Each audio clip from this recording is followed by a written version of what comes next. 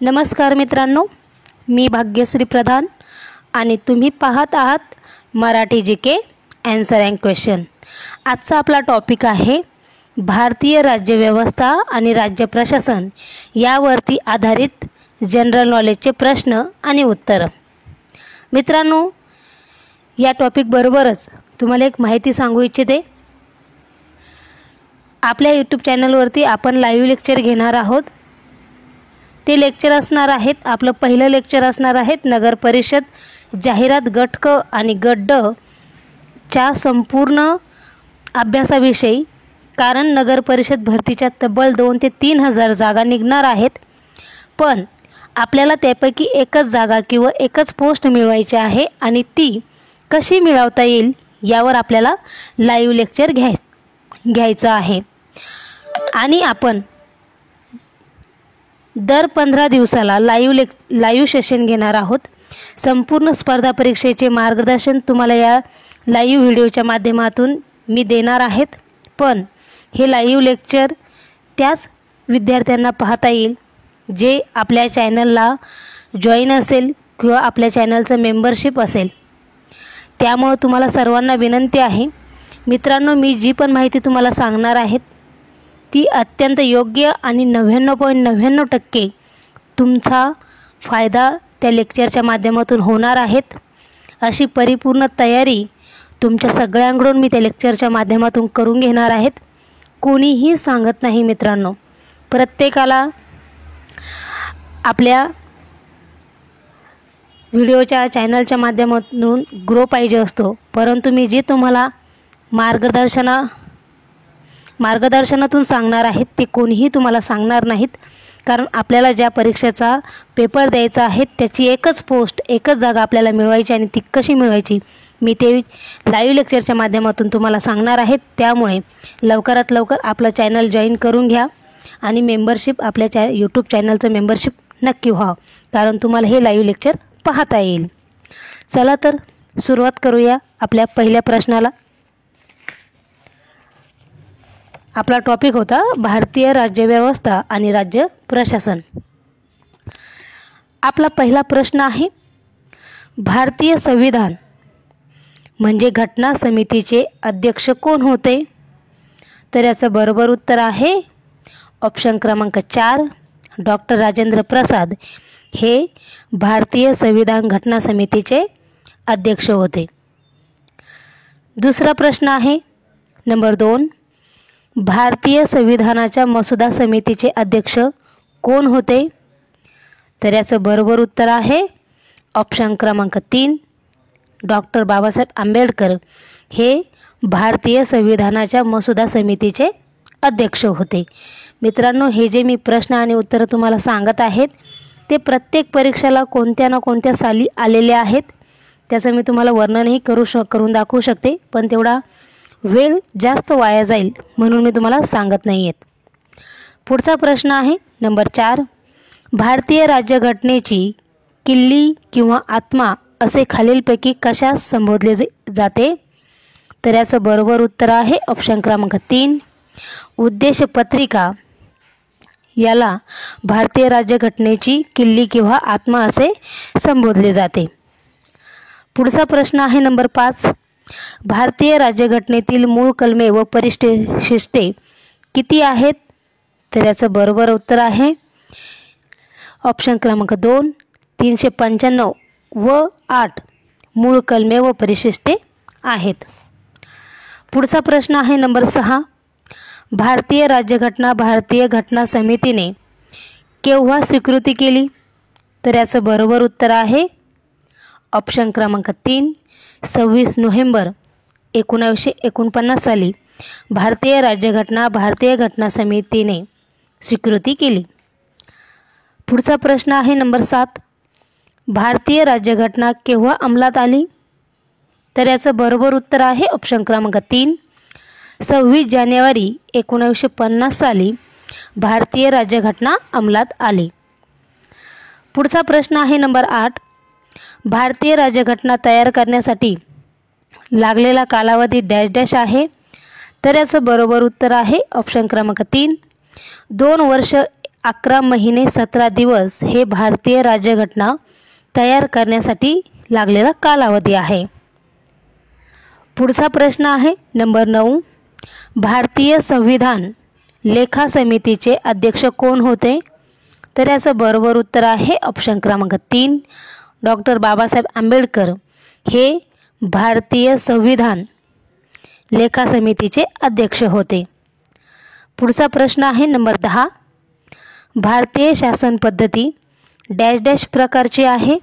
तर याचं बरोबर उत्तर आहे ऑप्शन क्रमांक 2 संसदीय प्रकारची आहे. म्हणजे भारतीय शासन पद्धती ही संसदीय प्रकारची शासन पद्धती आहे. पुढचा प्रश्न आहे नंबर 11. भारतीय राज्यघटनेची कल्पना सर्वप्रथम कोणी सुचवली? तर याचं बरोबर उत्तर आहे ऑप्शन क्रमांक 1 M.N. रॉय यांनी भारतीय राज्यघटनेची कल्पना सर्वप्रथम सुचवली होती. पुढचा प्रश्न आहे नंबर 12. भारतीय राज्यघटनेच्या 7व्या परिशिष्टात एकूण किती सूची आहेत? तर याचं बरोबर उत्तर आहे ऑप्शन क्रमांक 3 परिशिष्ट एकूण भारतीय राज्यघटनेत आहेत. पुढचा प्रश्न आहे नंबर 13. सध्या भारतीय राज्यघटनेत किती कलमे व परिशिष्टे आहेत? तर याचं बरोबर उत्तर आहे ऑप्शन क्रमांक 3 448 व 12 सध्या भारतीय राज्यघटनेत कलमे व परिशिष्टे आहेत. पुढचा प्रश्न आहे नंबर 14.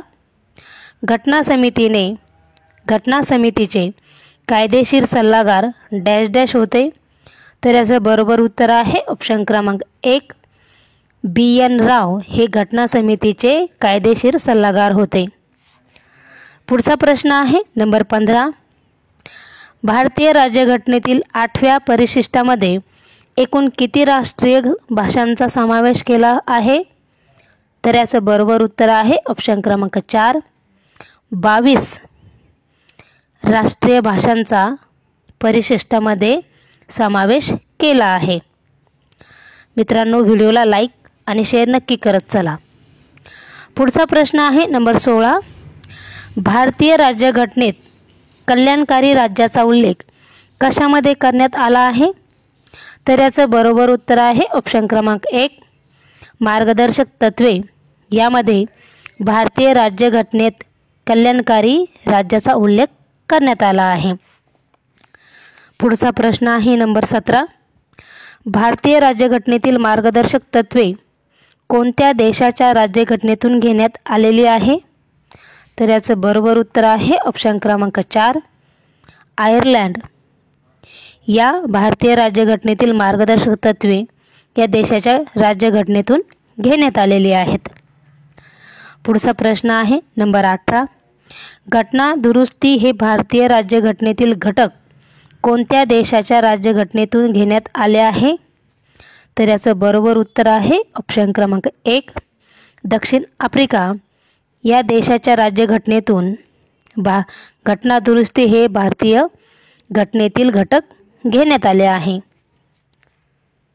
पुढचा प्रश्न आहे नंबर 19. घटना परिषदेची पहिली बैठक डॅश डॅश येथे झाली? तर याचं बरोबर उत्तर आहे ऑप्शन क्रमांक 2 9 डिसेंबर 1939 साली घटना परिषदेची पहिली बैठक झाली. पुढचा प्रश्न आहे नंबर 20. भारतीय राज्यघटनेतील कोणत्या कलमानुसार सर्व भारतीय नागरिक कायद्यापुढे समान आहेत? तर याचं बरोबर उत्तर आहे ऑप्शन क्रमांक 3 14 कलमानुसार सर्व भारतीय नागरिक कायद्यापुढे समान आहेत. पुढचा प्रश्न आहे नंबर 21. भारतीय राज्यघटनेप्रमाणे आणीबाणी किती प्रकारे अंमलात आणता येते? तर याचं बरोबर उत्तर आहे ऑप्शन क्रमांक 3 भारतीय राज्यघटनेप्रमाणे आणीबाणी ही 3 प्रकारे अंमलात आणता येते. पुढचा प्रश्न आहे नंबर 22. भारतीय संविधानानुसार डॅश डॅश सार्वभौम आहे? तर याचं बरोबर उत्तर आहे ऑप्शन क्रमांक 1 भारतीय जनता ही भारतीय संविधानानुसार सार्वभौम आहेत. पुढचा प्रश्न आहे नंबर 23. भारताच्या संविधान किंवा घटना दुरुस्तीचे अधिकार कोणाला आहेत? तर याचं बरोबर उत्तर आहे ऑप्शन क्रमांक 1, कायदेमंडळाला भारताच्या संविधान घटना दुरुस्तीचे अधिकार आहेत. पुढचा प्रश्न आहे नंबर 24. संविधानिक घटना दुरुस्ती अन्वये कोणता मूलभूत हक्क संविधानातून वगळण्यात आला आहे? तर याचं बरोबर उत्तर आहे ऑप्शन क्रमांक 2, संपत्तीचा हक्क हा संविधान घटना दुरुस्तीच्या अन्वये मूलभूत हक्क संविधानातून वगळण्यात आला आहे. पुढचा प्रश्न आहे नंबर 25. लोकसभेची कमाल जास्तीत जास्त किती सभासद संख्या निर्धारित केली आहे? तर याचं बरोबर उत्तर आहे ऑप्शन क्रमांक 3, 552 ही लोकसभेची जास्तीत जास्त सभासद संख्या निर्धारित केली आहे. पुढचा प्रश्न आहे नंबर 26. राज्यसभेची एकूण सभासद संख्या किती असते? तर याचं बरोबर उत्तर आहे ऑप्शन क्रमांक 2, 250 ही राज्यसभेची एकूण सभासद संख्या असते. पुढचा प्रश्न आहे नंबर 27. राज्यसभेमध्ये किती सदस्य निवडून येतात? तर याचं बरोबर उत्तर आहे ऑप्शन क्रमांक 4, 238 सदस्य हे राज्यसभेमध्ये निवडून येत असतात. पुढचा प्रश्न आहे नंबर 28. राज्यसभेमध्ये 12 सभासदांची नियुक्ती कोण करतो? तर याचं बरोबर उत्तर आहे ऑप्शन क्रमांक 2, राष्ट्रपती हा राज्यसभेमध्ये 12 सभासदांची नियुक्ती करत असतो. पुढचा प्रश्न आहे नंबर 29. राज्यसभेच्या सभासदांची मुदत किती वर्ष असते? तर याचं बरोबर उत्तर आहे ऑप्शन क्रमांक 3, 6 वर्ष ही राज्यसभेच्या सभासदांची मुदत असते. पुढचा प्रश्न आहे नंबर 30. लोकसभेचा कार्यकाल किती वर्षाचा असतो? तर याचं बरोबर उत्तर आहे ऑप्शन क्रमांक 2, 5 वर्ष हा लोकसभेचा कार्यकाल असतो. मित्रांनो, विनंती आहे लवकरात लवकर आपलं चॅनल जॉईन करा, आपल्या चॅनलचे मेंबर व्हा आणि आपल्या लाईव्ह लेक्चरला प्रतिसाद द्या. आपलं लाईव्ह लेक्चर हे तुमच्या सर्वांसाठी खूप महत्त्वाचं असणार आहे. जेवढ्या लवकर आपल्या लाईव्ह लेक्चरचे 100 सभासद मेंबर्स होतील तेवढ्या लवकर आपलं लाईव्ह चॅनलचं लेक्चर होणार आहेत.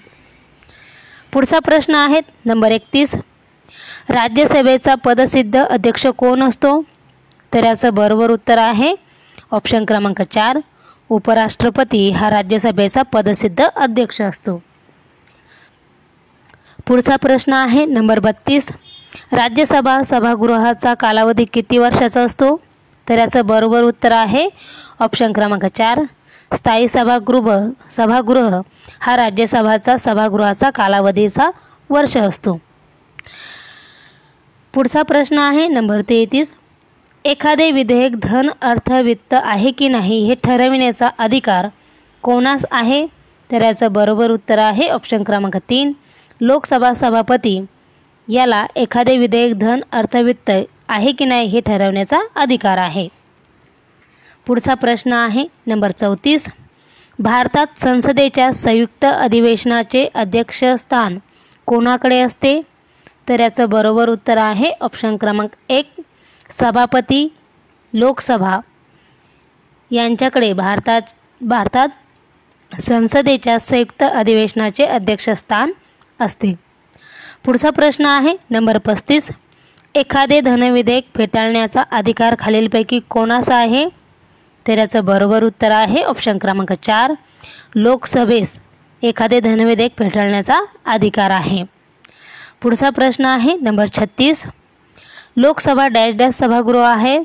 तर याचं बरोबर उत्तर आहे ऑप्शन क्रमांक 1, कनिष्ठ लोकसभा कनिष्ठ सभागृह आहेत. पुढचा प्रश्न आहे नंबर 37. राज्यसभा डॅश डॅश सभागृह आहे? तर याचं बरोबर उत्तर आहे ऑप्शन क्रमांक 2, वरिष्ठ सभागृह हे राज्यसभा वरिष्ठ सभागृह आहेत. पुढचा प्रश्न आहे नंबर 38.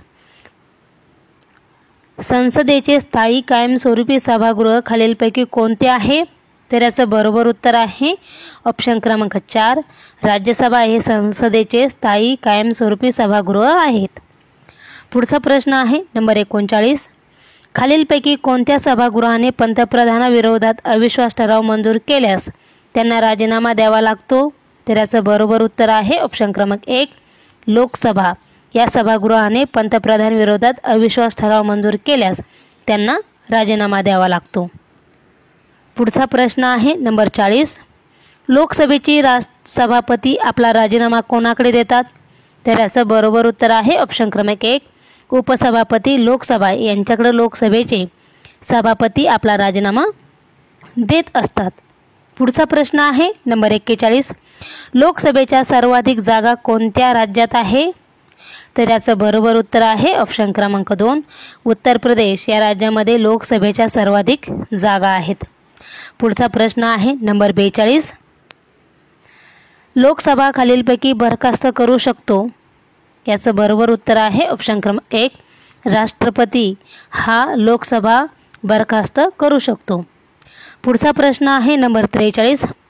संसदेच्या 2 अधिवेशनातील अंतर किती महिन्यापेक्षा जास्त असता कामा नये?